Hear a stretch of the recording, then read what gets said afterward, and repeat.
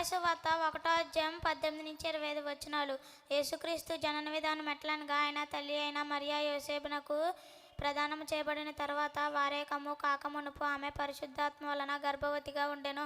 ఆమె భర్త అయిన యోసేపు నీతిమంతుడై ఉండి ఆమెను అవమానపరచనొల్లక ఆమెను రహస్యముగా విడనాడక ఉద్దేశించెను.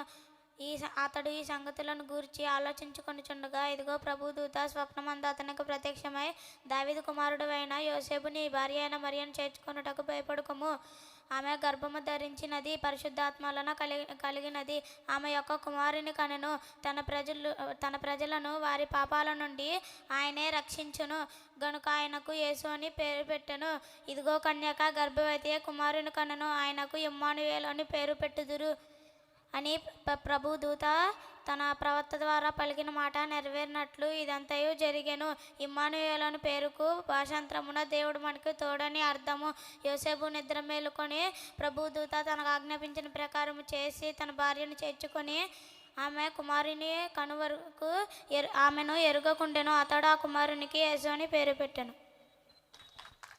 మత్తయి సువార్త 2:5 యూదా బెత్లెహేము దేశమా, నీ యూదా ప్రధానులలో ఎంత మాత్రం అల్పమైన దానివి కాదు. ఇశ్రాయేలు నా ప్రజలనే పరిపాలించాలనే అధిపతి నీలో నుండి వచ్చెను అని ప్రవక్త ద్వారా రాయబడి ఉన్నదన్నది.